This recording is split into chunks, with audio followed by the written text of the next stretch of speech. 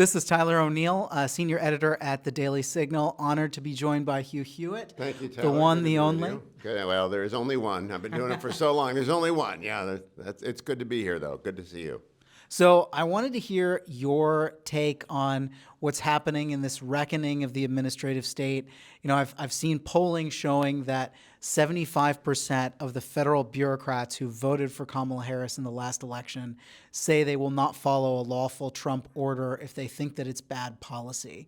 And I think this is the root of what we call the deep state. It's still going to be there. Trump is doing everything he can, I think, to root it out.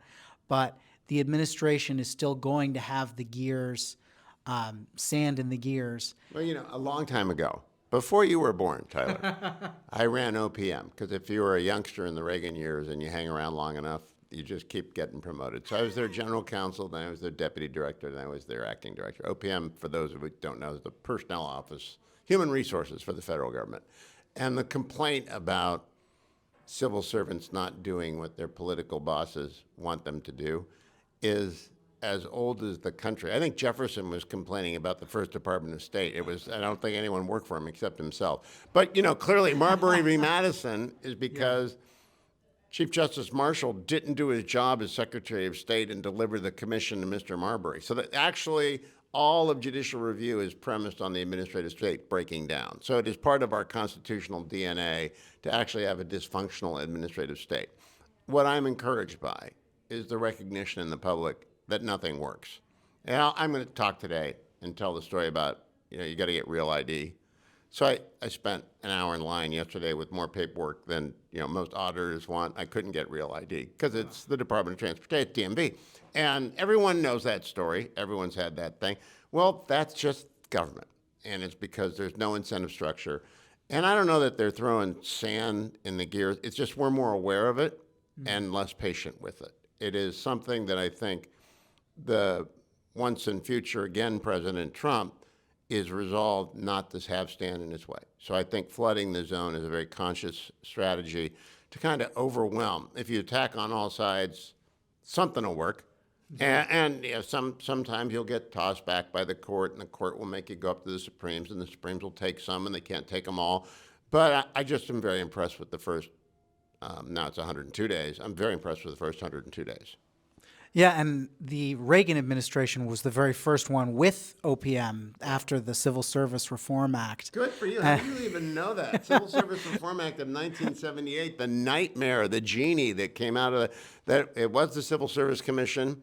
1978, the only major piece of legislation that Jimmy Carter signed was the Civil Service Reform Act.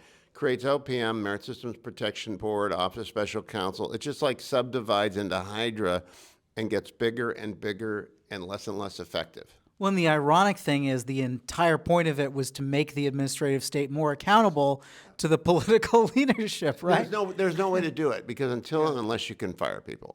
You know, they always say, what's your magic reform? Just allow every head of agency every year the ability to fire 1% of its workforce, no questions asked. You know, for any reason. Don't like your haircut. Don't like your red tie. Tyler, you're out. Just 1%. The idea of accountability will make the federal government spring to life. But right now, literally, I did it, and I never went back. I haven't been a Fed since 1989, because you can move people around, you can have them change jobs. You can't fire anyone. I mean, technically you can't if they kill someone, but I mean, it takes a while, and that is at every level of government. And the idea of tenure in place is the worst thing that happened to the republic. So I'm familiar with public sector unions, but I don't know tenure in place off the top of my head. Okay. What is that? That is when you get into a GS level job, the Civil Service Protection Reform keeps you in place absent an extraordinary set of findings and a series of appeals to the Merit Systems Protection Board, which can then go on up. So most administrators who are trying very hard to get their job done, listening to Lee Zeldin today, he's trying to make EPA work, they don't want to waste their time on firing a GS7 who has not done his or her job for 10 years. They'll move them down the hallway and they'll put them in, and there are so many hallways full of people who don't know how to do their jobs. And I was at Justice, I was at the White House, I was at NEH, I was at OPM, and I said, I did my time before the mass, 6 years, never going back in. God bless them all. But for the president to come back around and try to wrestle the beast a second time, my hat's off to him. Unless and until there are supermajorities that can repeal that law. I can't believe you knew that law. Nobody knows that law. That law is a nightmare. And unless and until we can repeal that and put into place substantive controls over the conduct and performance of the workplace by political appointees, we will have a dead weight administrative state. Well, I also think that the public sector unions, the way that they fight it, right now we're talking, as we're talking, the American Federation of Government Employees has, I want to say it's 12, maybe 15 lawsuits against the administration. This is also because of taxpayer-funded union time. It is quite likely that bureaucrats are being paid by the taxpayer to help AFGE and other unions in these lawsuits. So, tax dollars going to support a lawsuit against what the president actually fulfilling his promises to the American people. And we did that to ourselves. The AFGE or National, there's a letters carrier union. There are about 5 or 6 bigs. But whatever the bigs are, and the biggest is the American Federation of State Municipal Employees, asked me, their job is to protect their members. And so they take their union dues, and I don't blame them. I was a lawyer in the private sector. I'm retired now for 30 years. Your job is to protect your client, and you take your money from your union dues, and you go off and you spend it on defending every single member of every single union to the nth degree and make it miserable. So it's their job to throw sand in the gears, to use your expression, and they're very good at it. And the only way to change that is to change the statute. It's never anyone's priority. I mean, Jimmy Carter is the only guy, God rest his soul, the only guy who wanted to be a Civil Service Reform Act president. It's just like not what you want to be known for. You want the Berlin Wall to come down on your watch. You want to liberate Panama from Noriega. You want something big. You don't want to be civil service reforming. And so the Federal Employee Health Benefits Program works pretty well. Adverse selection's a nightmare there. Makes it very expensive. The retirement system is a mixed system. We brought in the thrift savings plan in 1982, I believe, and that's worked pretty well. But generally speaking, it isn't going to change until the Congress comes together and says, we can't manage 2 million people this way. Well, I think there's an ideological component of this too, because, I'm a Hillsdale College grad. Yeah. One of the many reasons that convinced me is some of the work you've done promoting them. But the administrative state, from what I've seen, and when I followed it in the Biden administration, I wrote a book, The Woke-topus, The Dark Money Cabal Manipulating the Federal Government, because a lot of these left-wing activist groups that are funded by George Soros and his network of funders are pushing their ideology through the administrative state, and the right doesn't do that. We don't believe in that. We don't burrow. Burrowing is a term of art. And at the end of every administration, those who like the gig, 35-hour work weeks and remote work forever and FEHB and all these wonderful benefits. Not anymore. Not anymore. We hope. They convert from being a Schedule C or a Schedule A that's been hired under a political authority to a career service GS protected. And that's called burrowing. It's not supposed to happen. It happens in Democratic administrations like crazy. Like day one they get there, they start to burrow. And from their positions, they don't have to do anything to frustrate an agenda. They don't have to just do something. So much of the failure to reform the federal government is the inertia of people who are not interested in changing their routine. So some of it is deeply ideological. If you find me people who came in as Schedule C or reserved SES for the political side as opposed to career SES, if they've converted, those people are not legit. You're supposed to come in. I did my 6 years. I never wanted to go back. Lots of Democrats live to be in the government, and lots of Republicans live to do away with the government, and they do their time, and they're proud of their time. I'm proud to have worked for President Reagan, but I don't want to go back. I don't want a job again. I think some of them are enormously talented, but they're a little bit afraid of the free market. They're a little bit afraid of, oh, you know what? Boss comes in, you don't have a job the next day. That does not happen in the federal government. It requires RIFs. RIFs require rules. Rules take forever. Unions get involved. Congress gets involved. Quick story, Tyler, bore everyone. There's something called the Combined Federal Campaign, and only feds will know about this. Biggest United Way in the world. Every single federal employee, 2.1 million of them, get a brochure every year to give a workplace donation. And we worked on reforming that because President Reagan just wanted it to be health and welfare.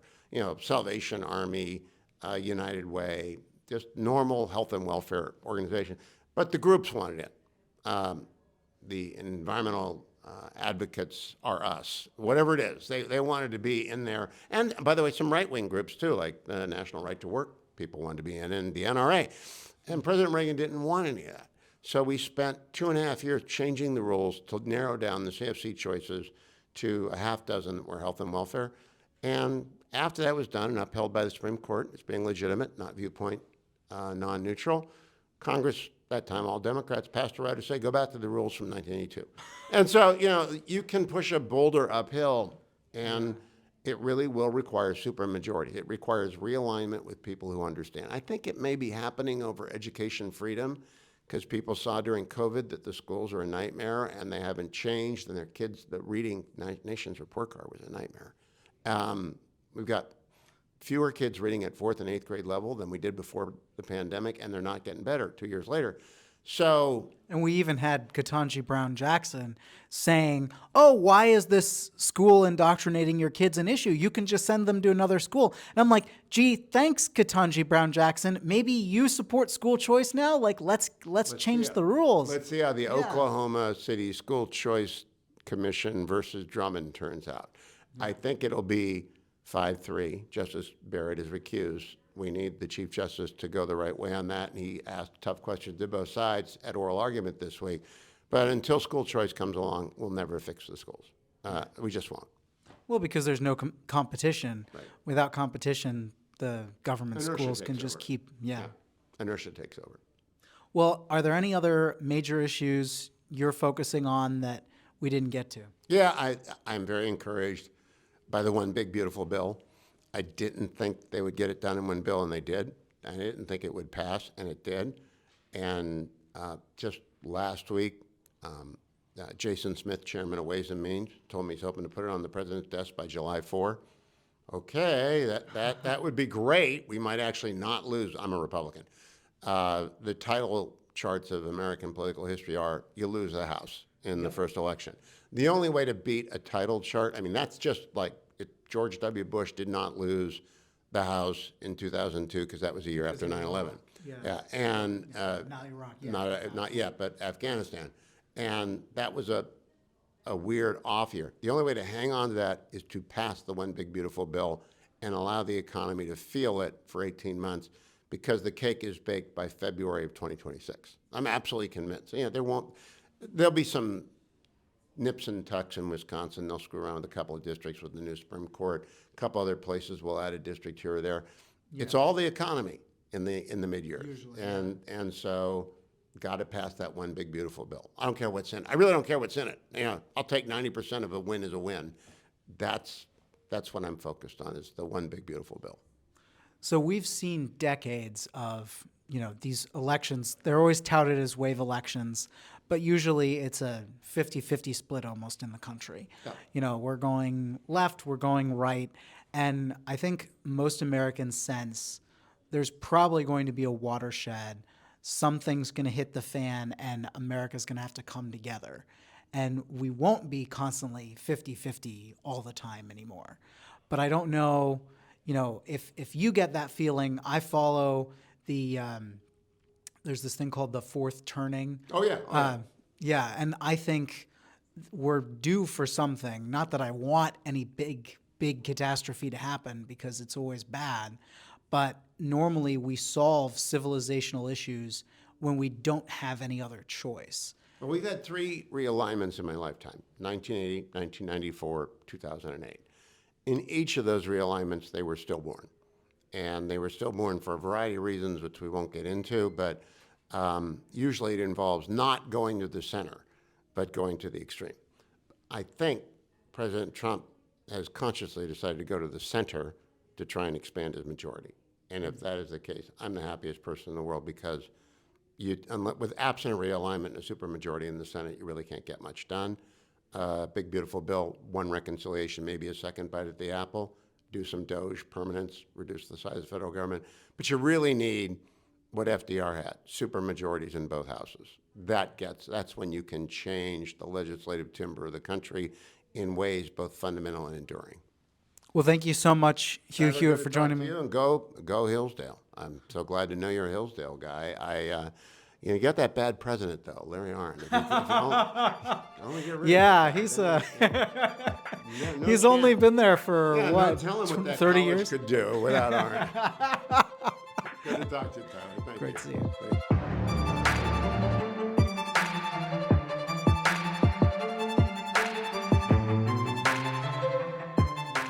Subscribe to get the news the legacy media won't tell you and only the Daily Signal can bring to you.